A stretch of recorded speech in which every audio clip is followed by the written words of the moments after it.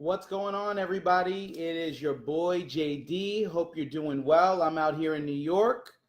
As you can see, the New York Knicks representing my team, and here to talk to you about generational wealth. That is the topic for today. Welcome to another edition of Moneymaker Mondays. And it's been a while since I've done this. And, this is my passion. So, for those of you that are going to be watching live, for those of you that are going to be watching on the replay, just want to welcome you and thanking you for allowing me to share what's in my heart, what I'm so passionate about, which is real estate. And in particular, right now, in this moment of my life specifically, it's rental properties. And I'm going to get into that. We're going to get real specific. So get ready to take some notes. Get ready to really be present. And we're going to talk about a lot of different things, and I hope that you get a lot of value from this. At the end, there's going to be an offer if you'd like to partake in it, and I'm just excited to get started. So tell you a little bit about myself. One of the things that I guess you should know about me is I'm one of those people that was like one of those HGTV junkies. And I don't know if anybody can relate, but one of those people that would just watch show after show of like House Hunters or Flip or Flop, any of those shows, Fixer Upper, all the different HGTV shows. And the one common thing about all these shows, for any of you that have watched an HGTV television show, is you already know that it's like there's a problem, right? Like they buy the house and then there's like some problem. It's a massive problem that they overlooked, and it becomes this huge drama. And like it's like drama, problem for like 28 minutes of the show, and like in the last 2 minutes they solve everything, right? So I'm sure a lot of you can relate if you watch HTV. And the truth is that rehabbing just doesn't work like that. And I got into this business because I thought it was sexy to fix and flip properties. That's essentially why I got in. And I was my hopes and dreams at the time when I got into real estate was that I was going to be this big time rehabber. And it just wasn't a passion of mine after a while. Like, other things appealed to me, which I'll talk about, which are rental properties. Now, full disclosure, I still have fix and flip properties. I have 3 homes on the market right now that I'm selling. I have another 3 under construction. I have another 2 under contract. So by no means am I not doing fix and flip, but I do it very sparingly. And to be honest with you, what really is in my heart nowadays is buy and hold scenarios. And it's not as sexy as fix and flip. Everybody that is in real estate, a lot of them that got in, they kind of dream to see themselves in this big fix and flip scenario where they're just making these beautiful properties out of nothing. And we certainly get the opportunity to do that if the opportunity presents itself, if it's a deal I can't pass up. But really what I love is fix and flip. And the best scenario, the best analogy that I can kind of create to kind of give you the difference is fix and flip to me is like having another business. It's like if you owned import business. I own an import business where I import plumbing goods from overseas. And, I trade my hours for money, right? I trade my time for money. I invest a certain amount of time and energy and money into it, and then it yields a result, right? Very, very similar to most of your businesses. 99% of businesses probably to some degree function that way. And fix and flip is no different from that. You buy a home, you do the acquisition, you rehab it, you get the loan to rehab it potentially if you're not using your own money. You network with brokers, ultimately you market the place, you sell it. And then at the end, what you get at the end of all of it, when all the smoke clears, at that closing table, with your lawyer sitting there, with the broker sitting there, what you get is a check. And that check is your reward for the work that you did. And then you're done. And then that deal is now over with. And now you are looking for the next deal, or perhaps you already have the next deal. And that's how it works, and on and on and on. And what I realized over time is that it didn't appeal to me because I wanted something where I did the work once and then I got the reward over and over and over again. Something that was residual in nature, something where it was working smarter, not harder. And that's essentially what I found in rental properties. I absolutely love my rental properties. And look, it can be a headache at times, and at the same time, it really appeals to me because for me, it's about financial freedom. This is not about buying rental properties. This whole Facebook Live and everything that I'm about to talk to you about is about financial freedom. And when I talk about financial freedom, I'm gonna say it to you like this, and you tell me if you can relate. 6 Saturdays and a Sunday.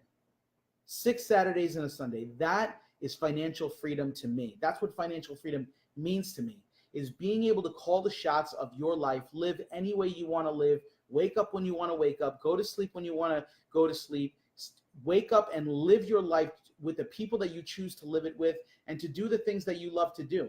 And, for me, I happen to be in the transformation world. My wife is a big time online marketer, life coach, spiritual healer. And, through the process, spirituality has become very important, has become kind of the centerpiece of our lives.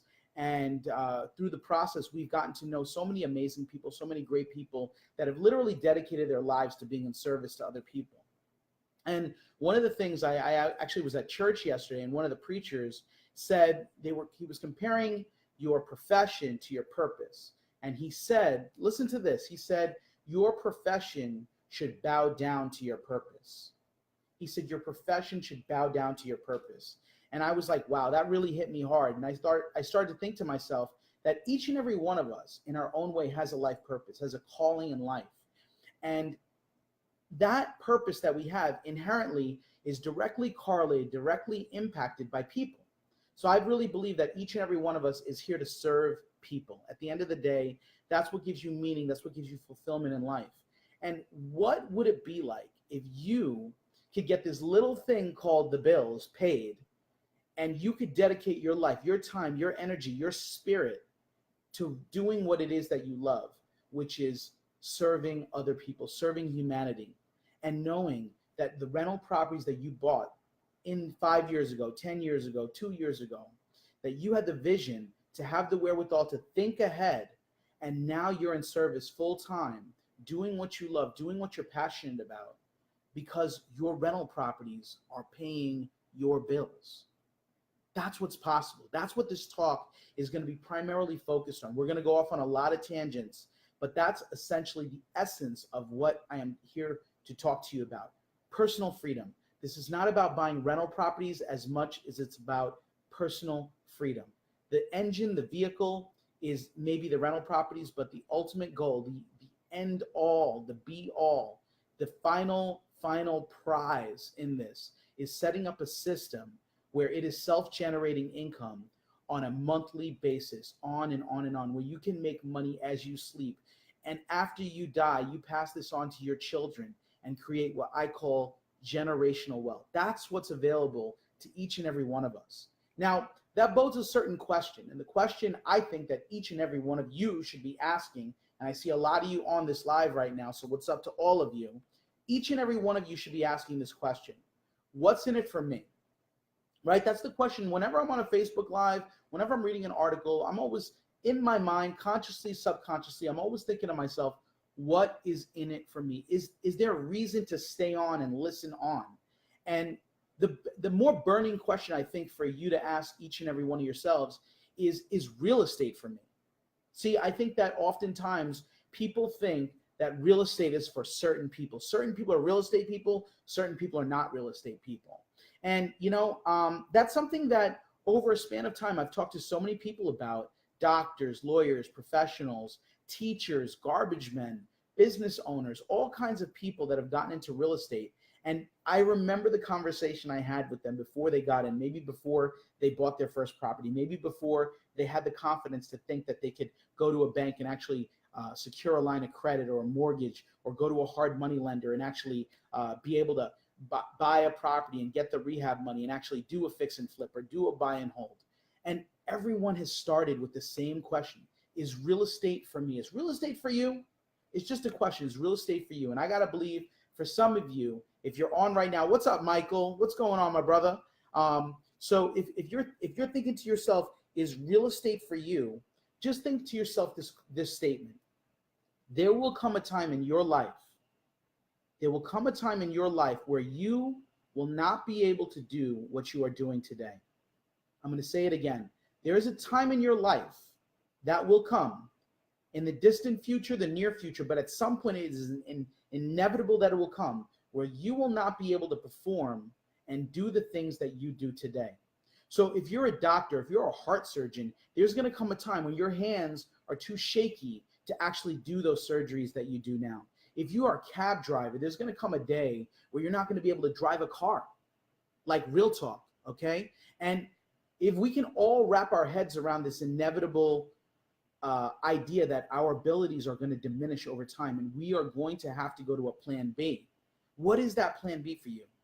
Because I sure as hope it's not Social Security. I sure as hope that you're not depending on the government to take care of you.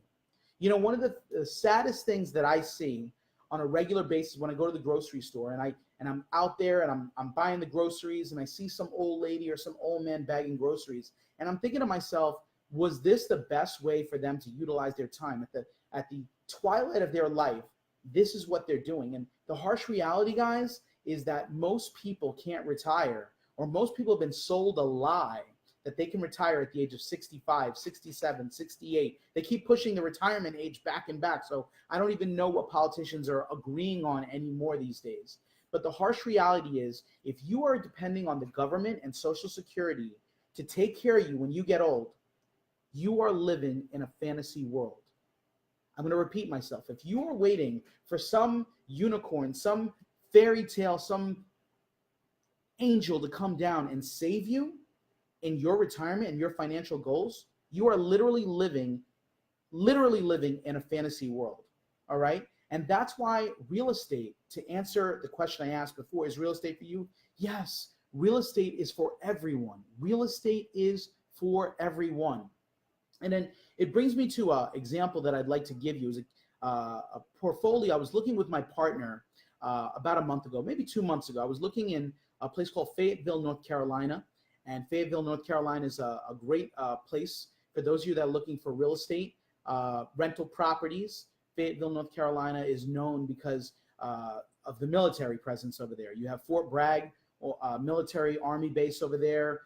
You have different infantry divisions over there. You have the Army Reserves command base over there. So as a result, there's a lot of landlords. There's a lot of people that have chosen to buy property in Fayetteville, North Carolina. And in Fayetteville, North Carolina, there happened to be one guy. His name was Dr. Wu. That was his name, Dr. Wu. And some Chinese dude named Dr. Wu from California, some doctor from California that had 36 properties, 36 single-family homes. He was selling it for $2.8 million. So as I'm working the numbers, my partner's working the numbers, I'm working the numbers, we're crunching the numbers. I just couldn't get it out of my head. It wasn't making sense to me. I was like, Dr. Wu from Fayetteville, North Carolina, and it didn't resonate with me that this Chinese guy in like the deep South had all these properties. Well, here's the funny thing. I had to ask the question. I was so curious. I was asking the broker, tell me about this guy, Doctor. What's his angle? What's he trying to do? Why is he selling the properties? And the guy told me he's ready to retire. He's got enough money. He's got enough real estate, and he's just ready to retire. He was selling his properties. This was a group portfolio for $2.8 million. The average home was about 60 grand, 70 grand, somewhere in that ballpark, 35 homes. It was bringing in about $30,000 a month in cash flow.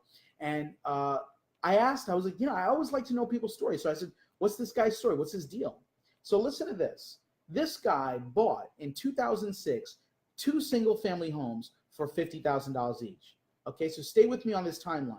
He bought 2 $50,000 homes in 2006 in Fayetteville, North Carolina. Rented it to 2 military families. One of them was like a top-level sergeant, and one of them was more like a private. I think one home was a little bit more than the other, but on average, they're about 50 grand each. This is in 2006. Rented it out. 3 years go by. 2009, still with 2 homes, realizes that he has equity in his property, decides he'll go to the bank and show his income from the rental property and ask for a loan. He refinances both the properties, refinances those 2 properties, buys two more properties. So now he has 4 homes in 2009.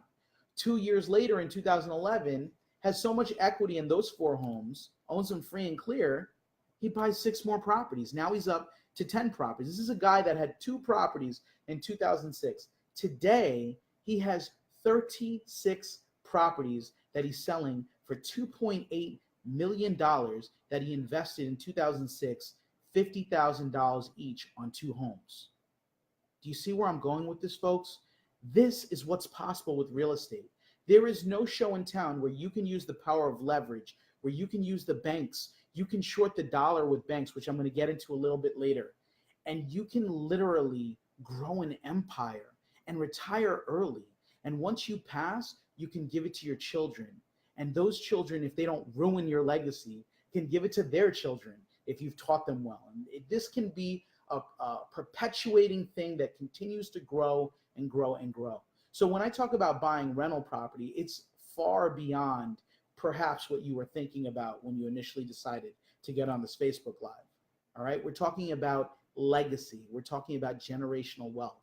So with that in mind, I want to tell you a personal story about mine, which is that in my life, with my father and I, we had a business. We have a business. It's an import business, plumbing business. And in 2001, when I was much younger, I was about 20 years old back then. Maybe I was 25 years old back then. We decided to buy a property. Now, we bought the property. This is the greatest real estate deal we ever made, and it wasn't even a real estate deal. So listen to this. In 2001, we had $50,000. That's what we had. We didn't have $50,000, $51,000. We didn't have $52,000. We had $50,000. We got a guy to sell us his 25,000 square foot warehouse, okay, in the South Bronx, in an area that you wouldn't be caught dead in back in 2001. And I remember it like it was the other day. It was the month after 9/11. Who buys real estate right after 9/11? After all the crazy stories and the world coming upside down, all of that, we ended up buying a property in November, 2 months after 9/11. We bought that property. We only had $50,000. The property was worth, well, he sold it to us for $400,000. We didn't even qualify for a bank loan at the time. This is 2001. So what we did is we convinced the guy to give us a private loan, which we call seller financing in the real estate business.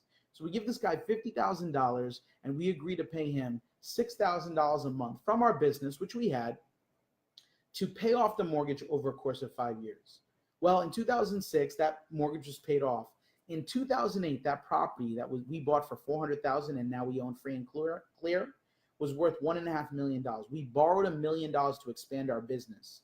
Today in 2019, 11 years after that, the property is worth over $4.5 million. And I tell that to you not to brag, but to tell you that this all started from a $50,000 investment. $50,000 in 2001 that led to a $4.5 million property free and clear 18 years later. And not only that, this was not even a real estate deal. This was something that we needed for our building, for our warehouse. We needed to put our products or run our company through there. So not only did it make a lot of equity for us, but it also served a utility of running and operating a business, a viable business that we ran and operated successfully and still operate to this day in that building for the last 18 years. So what I love about real estate is the choices and the options. Making money while you're occupying the building, making money while tenants are paying your bills, making money while your equity is going up, making money and then eventually having enough equity to cash out and refinance and maybe buy another building with. There's so many options, so many choices with real estate. So I took a couple of notes here. Just want to make sure I don't miss anything. But I told you the Dr. Wu example. I told you my own personal life example. So to answer the question, yes, real estate is for you. It's for you. It's for all of you. It's for your cousin. It's for your brother-in-law. It's for everybody. If you want to give the best advice, if you can't go back in the time machine and tell people to buy Netflix and Apple stock and Amazon back when they started as IPOs, tell them to buy real estate today. And we're going to talk more about how to buy real estate, what real estate to buy, because obviously there has to be a set of criteria. You don't want to end up being the Hotmail of the .com era or the MySpace of the social media era. You want to be Facebook. You want to be Amazon. So how do we sharpen our skills and fine tune our criteria so that we know we're buying the right real estate, so that we're getting into the right deals. And that's what we're going to talk about in a little bit. So basically, the other question to ask that I always get is, what is the right time to buy? So I'm convinced, JD, that real estate is great, yada, yada, yada. I didn't even need to be sold by you. I knew it before you. I've heard countless stories from my cousins and my relatives. And there's so many stories. Nobody has to sell you on this. All you have to do is ask a person, or let me put it to you this way. If you're thinking about whether real estate, if this is the right time to buy, I'll answer that question with another question. If you talk to somebody and ask them, talk to somebody that bought real estate, let's say 30 years ago, kept the property, paid it off, and ask them this question: was it worth buying that piece of property? What do you think they're going to say to you? Every person you talk to that has bought a property, kept it for 30 years, paid it off, and now you ask them whether it was worth it to buy it or not, every one of you with conviction is going to tell you it's worth it. So when you ask the question of when is the right time to buy real estate, the right time to buy real estate is right now, baby. Right now is the right time to buy real estate. It's kind of like if you were Michael J. Fox or Dr. Brown and you were in Back to the Future, and you can go back to the past and then take something back with you into the future, what would you take? I would take property deeds. Imagine being able to take property deeds from 1885, when the Back to the Future time machine went back to, and own those properties today in San Francisco, in New York City, in Chicago. Could you imagine buying things for pennies on the dollar and what they would be worth today? That's the opportunity that exists for each and every one of you by getting into real estate today. What is the property you buy today going to be worth in 5 years, in 10 years, in 20 years? How many times are you going to be able to refinance that property, borrow against it, use it to maybe pay your kids' college off, maybe use it to as an income through your tenants paying you a rental income? How about being able to sell it off and retire on it when that retirement day should actually come? How about being able to depreciate the asset the whole way through so you can deduct it off your tax returns from now till the day that you sell it? There's so many things that you can do with real estate, but we've answered a couple of questions already. One is, does real estate work? Yes, it absolutely works. You didn't need me to say it. You all got on this Facebook Live because you knew it already. Inherently, you already knew it inside. You just need someone to push you in the direction that you already know that you're steered in. Okay. The second question we asked is, when is the right time to buy? We've already established the right time to buy is now. And the reason for that is a couple of key things. There's a couple of key things that are working to support the direction of real estate. Okay. There's three main things. One is inflation. One is the housing shortage. And one is the availability of credit. We're going to talk about those things, those three things that support rental properties, that support real estate. Again, it's the housing shortage, inflation, and finally, available credit, the way that banks work today versus the way that they used to work in the 80s and 70s and 60s. But before we go any further, I always hear from people, yeah, JD, I think I'm more of a 401k type of guy. I don't know if real estate is for me. I think that I'm the type of person that wants to, perhaps just have my portfolio manager, my investment strategist do my planning for me, and I just put money in my 401k.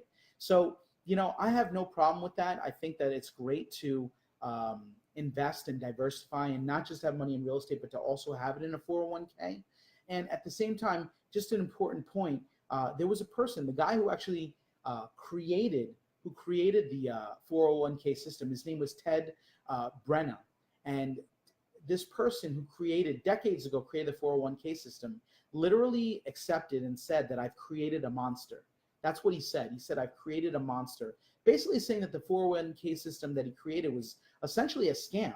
And the reason why it's a scam is because of all the hidden costs, he explains, that are built in there. The fact that the historical trend of mutual fund barely outperforms inflation, the real cost of inflation, not the cost of inflation that the government tells you, but the real cost of inflation.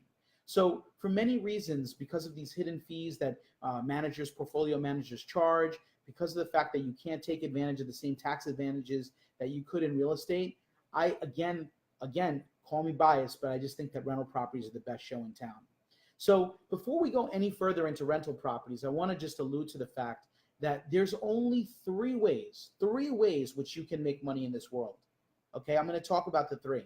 There's three ways that you can make money in the world. There's not a fourth way. There's three ways. The first way is active income, what you do every single day, what you do for a living, how you get your paycheck, your business check, however you get paid on a daily basis, on a weekly basis, on a monthly basis. That's your active income. That's one way of creating income. The second of the three ways to create income is passive income. What is passive income? Passive income is anything that's coming in without you doing much. Rental property is one form, if you're doing it the right way, of creating a passive income. The third and final way of creating an income is interest income, basically making money off of the interest. So you have a fixed deposit, you have a certain amount invested, and you're getting an interest off of that income. So these are the only three ways. Again, there's no fourth way to make money. And the reason I bring that up is because the whole goal of real estate is that you have your active income eventually invest into your passive income to the point where your passive income can one day exceed your active income, where you don't have a need for your active income anymore, and your passive income has now superseded it. And when you're able to create generational wealth, even being able to take that passive income and invest it into things where you are earning interest, where you're basically making money in the bottom two, not in the active income, but rather in the passive income and the interest income. When you're living in the bottom two, that's where billionaires live. That's where people that are making hundreds of millions of dollars, that's where they live, in their passive income and in their interest income. And that's the type of wealth you can never get rid of. That's the type of wealth that will stay with you through generations. After you pass, it'll go on to your children. And after they pass, it'll go on to their children, whatever charities you want to dedicate to it.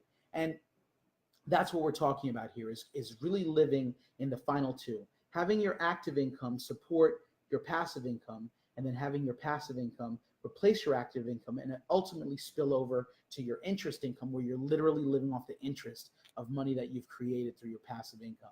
How exciting is that? That's what I would work for. That's what I would be willing to struggle for. That's what I'd be willing to burn the midnight oil working towards if I was, just me, but that's me. So with that, I want to tell you about the three key factors that really support the real estate model, and specifically with rental properties. And that's what I said before: the housing shortage, inflation, and available credit. So let's talk about housing shortage. How many of you guys know that every single year the population of the United States grows? Pretty simple, pretty straightforward. Population of our country grows.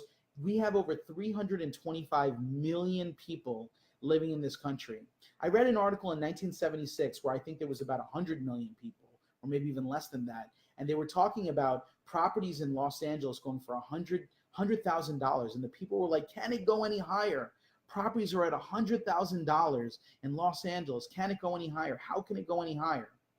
And obviously today we laugh at that, as the median price in Los Angeles is probably over $550,000, $600,000 for just a median home. Forget about $100,000. Yet there was a time where we thought in 1976 that we reached a ceiling. And the reason why there will never be a ceiling, the reason why this will go on and on, property prices will continue to rise, for one, is that it's a supply and demand phenomenon. As the population grows, we need more and more housing. As construction companies, management companies, builders can't keep up with the demand of our growing population, guess what goes up in value? Your real estate, your rental properties, what you charge on a monthly basis for rent. So just because of the housing shortage component, the fact that our population is going to continue to grow as more and more immigrants flood into this country, you are guaranteed, and I don't care if you're a Republican or Democrat, doesn't matter what side of the coin you're on. The bottom line is as supply goes down and demand goes up, if you're positioned in the right place as a landlord in the real estate market, you are just going to do well just automatically, just because of your environment, just because of this housing shortage environment. The second reason is because of inflation. And now, how many of you know that the government, our government, manipulates inflation? It literally manipulates it. our government, since the 1970s, this is during the Nixon administration, when they basically abolished the gold link to the dollar, and it was basically allowed for governments to print money irrespective of how much gold they had, right? That's when they could deflate, they can inflate the currency by just printing money and basically devaluing the dollar. And that's essentially what's happened over a span of time. Politicians want to pay for programs. Politicians want to pay for a whole bunch of stuff that they can't afford to pay for. They also don't want to raise taxes because that's not popular. So what do? What is the answer when you don't want to stop spending money on programs, but you also don't want to, raise taxes because you won't get elected again? And the only solution, the short-term solution to that, is to print money. And that's essentially what every administration from the beginning has done, is print money. When they've needed to print money, they've printed money. And as a result, the biggest loser is anybody that is sitting with cash in their bank account, which is why I tell everybody, if you want to beat the market, if you want to beat the government, if you want to beat inflation, buy real estate. Because no matter if the housing shortage doesn't happen, no matter if the cost of supplies doesn't go up, no matter even if labor doesn't go up, the one thing that's guaranteed every single year is inflation. Just on that one component alone,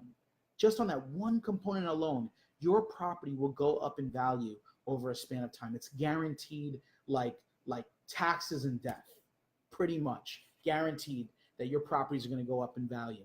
Number 3, available credit.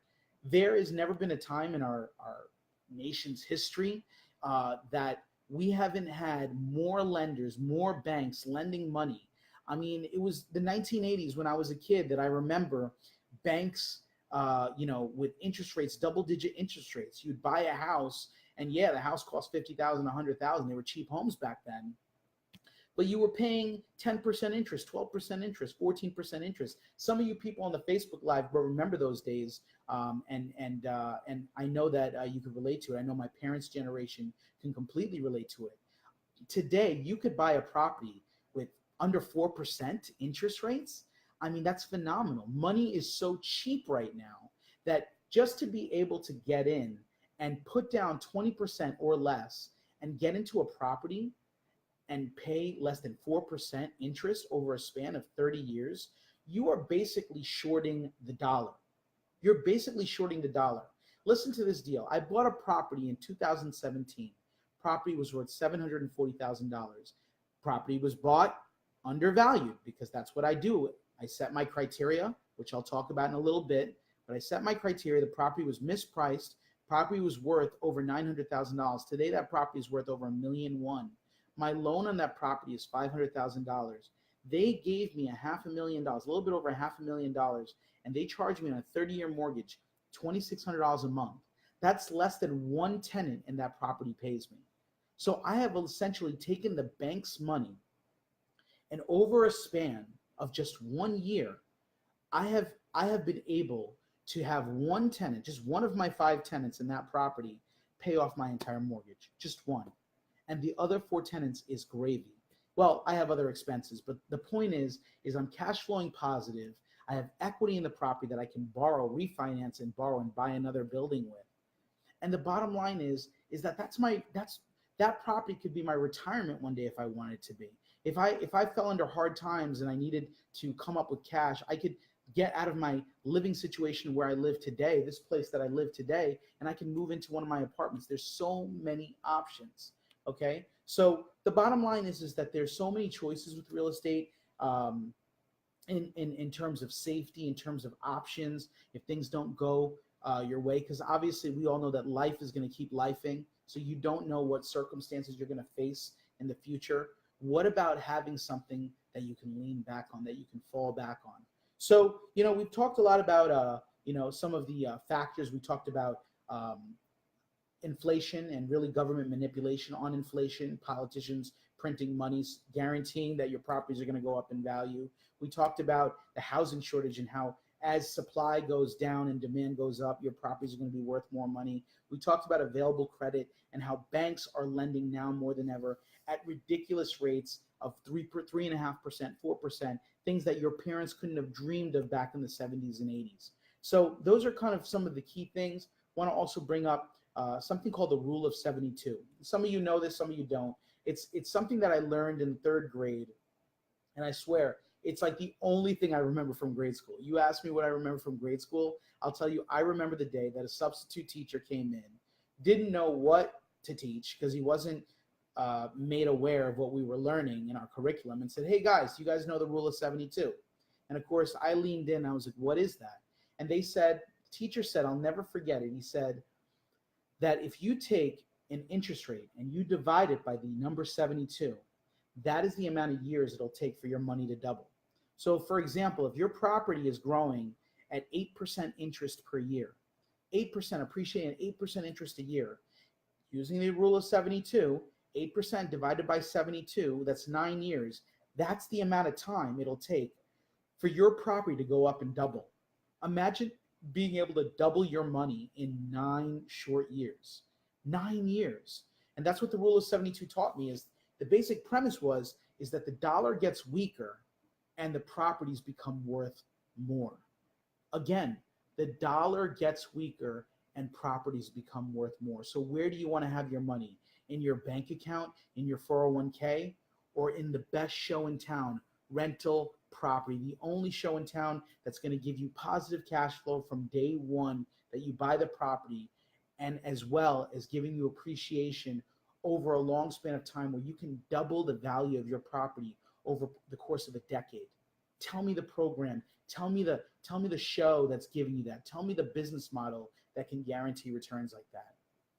And that's the other thing about real estate that is pretty phenomenal, is leverage. Like I told you in my last example on my rental property, my 5-family in New Rochelle, I put down a little bit over $200,000 to borrow $500,000 to have a property value of $740,000 that went up to $1.1 million.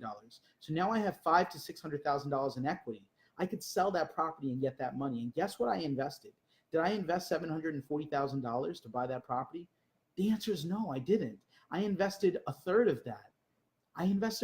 Because the bank fronted the rest. So you show me another show in town that can use the power of leverage the way you can in borrowing money in real estate. Can you go to Charles Schwab and say, "Hey, I want to buy 1,000 shares of Apple stock, and but I only want to put down 30%." I want to see you do that at Charles Schwab. I want to see you go to some financial advisor and say that you want to put a 30% down payment on 100,000 shares of Apple, and see what they tell you. See how fast they laugh you out of that institution. That's business as usual in real estate. Banks will lend you money and leverage their money and allow you to take advantage of them by shorting the dollar over a span of 30 years. In my rental property in New Rochelle, I pay $2,653 a month for my mortgage. Again, less than one tenant pays me. One of the 5 tenants pays me more than that. But what will that money be worth in 10 years? $2,653. What will it be worth in 10 years?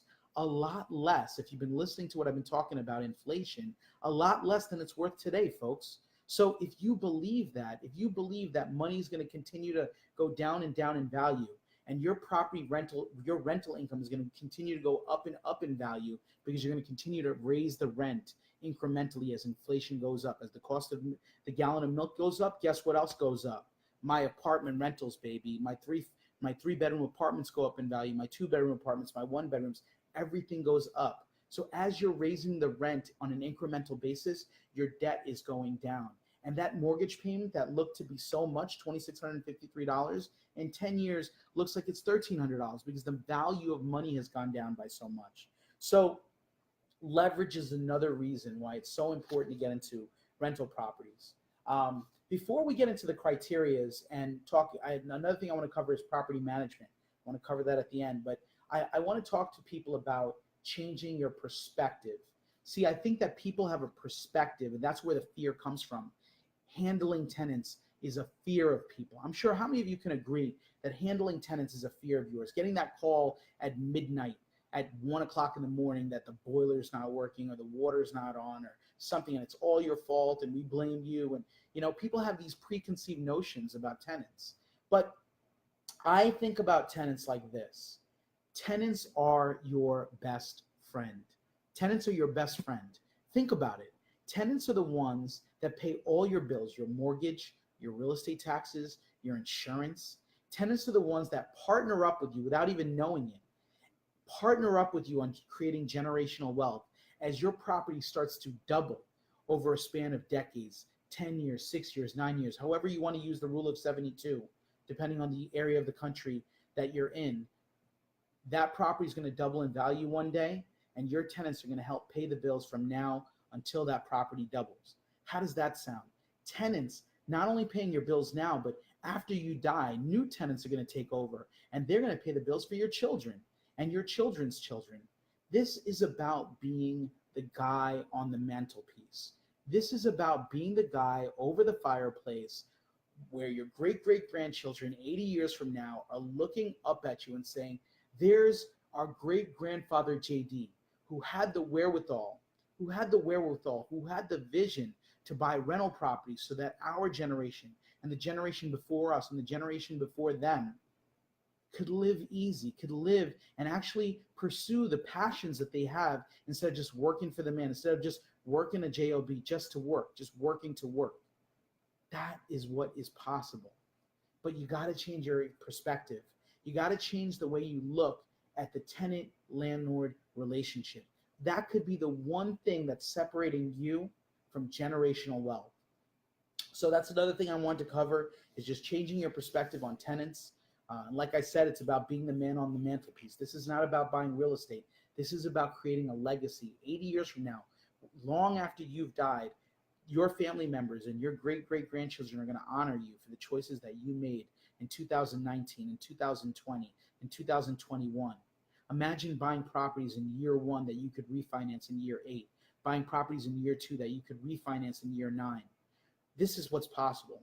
Another thing, before I get into the criterias, another thing is tax deductions. Tax deductions. Do you know that you could depreciate an asset 1/127th approximately per year? So on my tax returns, I literally take off 1/127th is about 3%, 3.5%. I literally take that right off the top of my income. Literally on my tax returns, I depreciate all my assets. Do I deserve to be able to do that? I don't know if it's right or wrong. I'm making money on my real estate properties. Why do I get this tax benefit of being able to depreciate the asset? Here's the beautiful thing about that. It doesn't matter who's in power. And what I mean about that is whether it's Donald Trump or Bernie Sanders, guess what? They all own real estate. The one common thing about politicians, especially the higher up ones, the ones that actually run for president, is normally 9 times out of 10, they're rich. And when they're rich, whether they're Republican or Democrat, you can guarantee they own real estate. Now, what politician is ever going to change the real estate laws that benefit all of us if it hurts them? That's the bottom line, is you're protected, because politicians will never for 1 second ever change the real estate laws to not benefit real estate owners. It's just not going to be something that they do, because they're all playing the game that we're playing. So that's the benefit, is it doesn't matter what administration, whether it's Trump or Bernie or Reagan or Clinton, doesn't matter who's in power. Every politician, every government is going to favor in support of real estate owners. So with that, we've talked a lot about, some of the benefits. For some of you, you're like, all right, JD, let's get to the good stuff. Let's get to the criteria. And I just want to lay out some criteria that I have. Everyone's going to have their own criteria. But one of the things that I look for is 15% cash on cash value. So that's a criteria I have. All right. And we can sit there, we can talk about different things like cap rates and so on and so forth. The one that I like to focus on is cash on cash value. What does that mean? Cash on cash value specifically means, what is the return that I'm getting on the cash that I'm putting in? If I'm putting in 100 grand, what is the return on my investment? And typically what I try to get, if I can get it, is 15%, a net operating income of 15% cash on cash value, right? So if I'm investing $15,000 after I pay my mortgage, my real estate taxes, my insurance, after I pay snow removal, after I pay lawn care, after I pay for repairs, after I pay for maintenance, after I pay my property manager, after I pay all my expenses, when all the smoke clears, can I see $15,000 a month from that $100,000 investment? And if I can see $15,000 a year from my $100,000 investment, and if I can see a $15,000 profit per year on a $100,000 investment, how many years? You can do the math right now. How many years will it take for you to get all your money back? How many years will it take for you to get all your money back where everything after is just gravy? Well, we could do the math right now. If you're earning $15,000 a year on a $100,000 investment in 5.5 years, right? In 6 years, essentially, let's call it 6.5 years, you can get all your money back, all $100,000. Not to mention, after that 6.5 years, everything over and above that is gravy, is your profit, money that you're putting in your pocket. And that doesn't even take into account your tax write-offs on every single year. That doesn't take into account appreciation that you're going to get where you have the ability to refinance the property. That doesn't take into account rent increases that you're going to have, incremental rent increases. I try to raise the rent 1.5% to 2% a year to adjust for the rate of inflation. So that doesn't include that. There's so many benefits that you're going to get along the way. But if you get none of those benefits, if you can get a 15% cash on cash value, that means in 6.5 years, that $100,000 that you put in once is going to all be paid back. And then everything after is yours, is going to be your children's, is going to be their children's, and you get the point until that property is paid off. So these are the opportunities that are there. So that is one of the criteria. 15% cash on cash value is one of the things I look for. There's other criteria that people look for. There's a rule called the 1% rule. What is the 1% rule? The 1% rule is basically that the monthly rent in relationship to the purchase price represents at least 1% of the overall rent. So, for example, if you're buying a property in Tampa, Florida, and the property costs $180,000 for a single family home, can you rent the property per month for 1% of the purchase price? 1% of $180,000, $1,800 a month. Can you get $1,800 a month for a 3-bedroom, 2-bath, single family home in Tampa for $180,000? And I try to keep that criteria over 1%. So is it a deal breaker? Not always. But what I try to do is stay within the 1% where I need my monthly rent to be at least 1% of the overall purchase price of the property. So that's another criteria, is the 1% rule. So we mentioned the 15% cash on cash value. We mentioned the 1% rule. Another criteria for me, and again, this is just me, is buying in good school districts, desirable areas. And when you're looking at desirable areas, the easiest way to do that is just to think like a tenant. Think like a person that's looking to move into a property. What do they look for? The number one thing that people look for is jobs. Where are the jobs? Where is the good schools?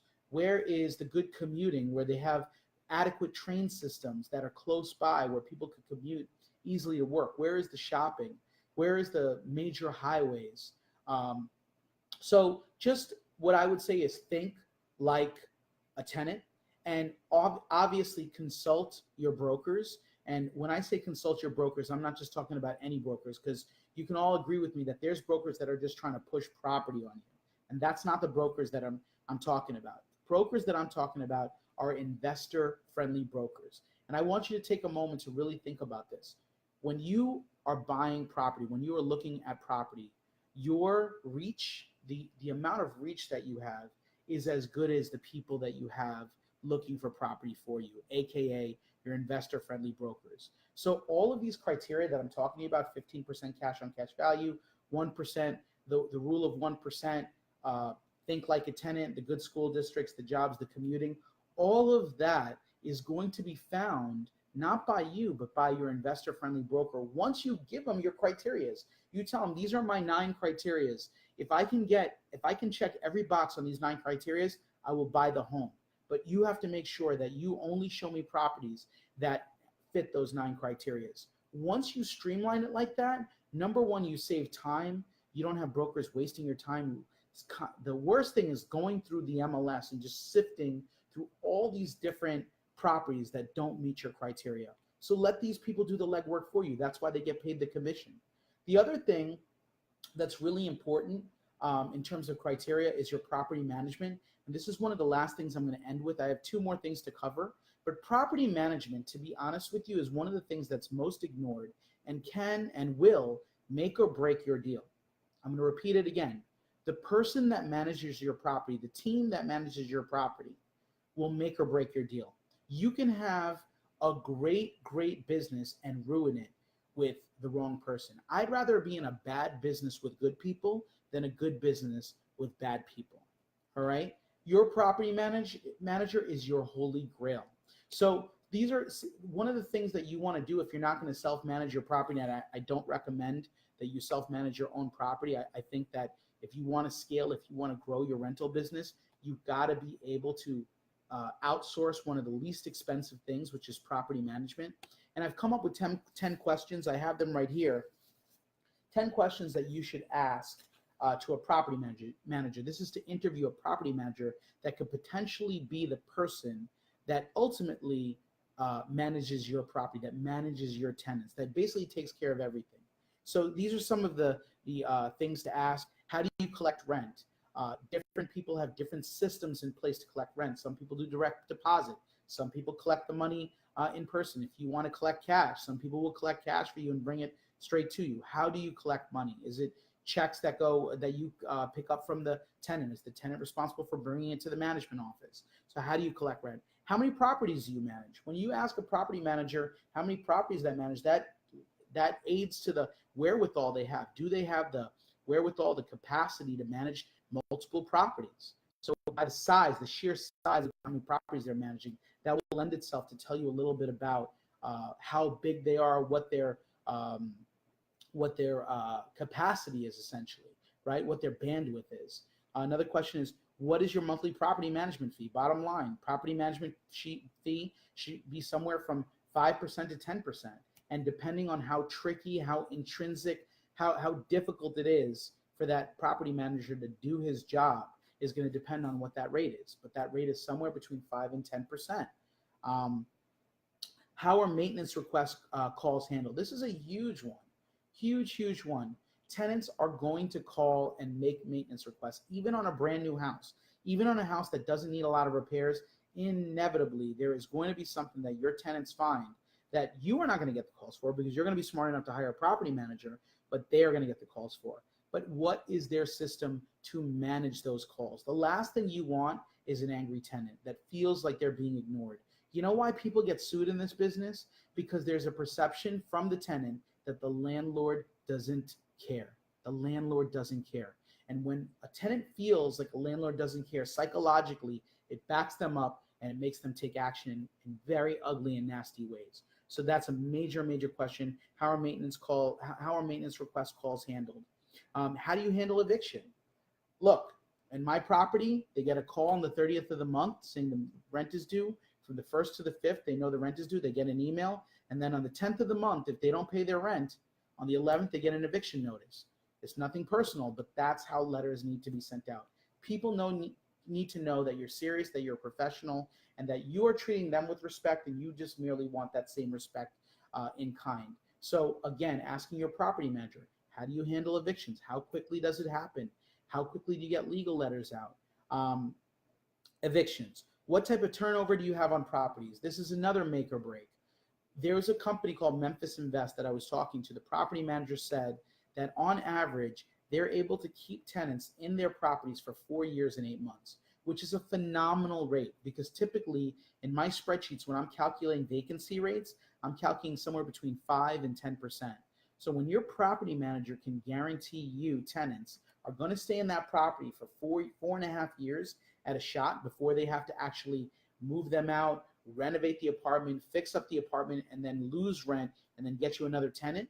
When you can lower that, when you can lengthen that span of time, you can lower that vacancy rate down to almost nothing. And that's money that you put back in your pocket. So what type of turnover is a very important question to ask a property manager. How often do you inspect properties? Some property managers do it quarterly, some do it biannually. Relevant question.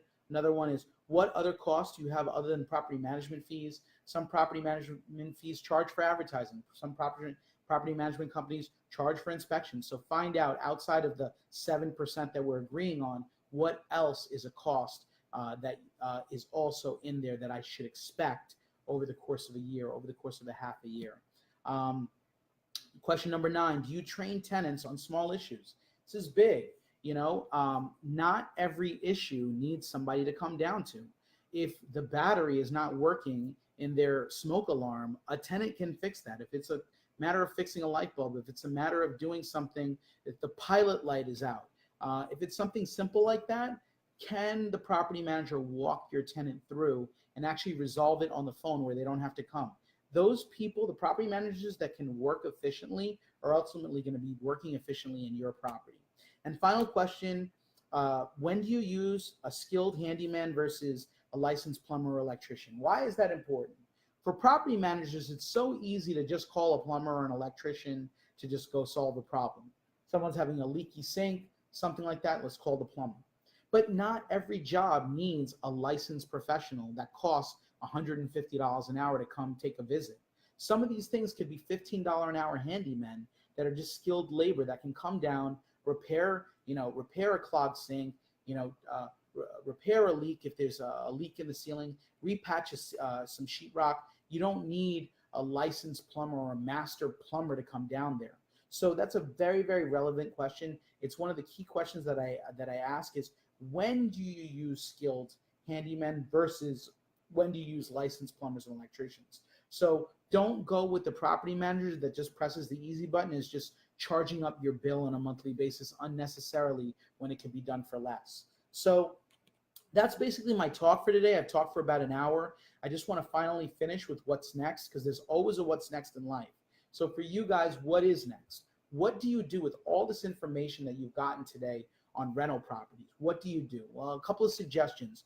Go to your local RIA. You can go to biggerpockets.com. You can go to google.com, and you can find your local RIA. Put in your zip code and go to your local real estate meetup. Network with investor-friendly brokers. Network with hard money lenders. Network with skilled labor, and pass out business cards, take down numbers, take down their business cards, and start to build your real estate team. That's a really important thing. Rome wasn't built in a day, and Rome wasn't built by one person. It's going to take a lot of people. My success is because of so many people that have helped me along the way. So, you go to these local meetings and you build your network. Go to these meetings over and over. I know it might be a hassle. Maybe some of you guys have families, but I'm telling you, if you go to at least one meeting, a month and just network, shake a lot of hands, it's going to pay off. You're going to see over a span of time, oh my God, I met Bill over here that sold me property number 3. I met him in a RIA from a year and a half ago. You're gonna understand and be able to connect the dots later in retrospect, in hindsight. You're gonna be able to look back and see how all these people played a role in something that you couldn't have created on your own. So your network is your net worth. Then also talk to investor-friendly brokers who understand what you want to do. Like I said, set that criteria, create your box of your 9 criteria, your 12 criteria, your 7 criteria, and tell them exactly what you're looking for so they don't waste your time.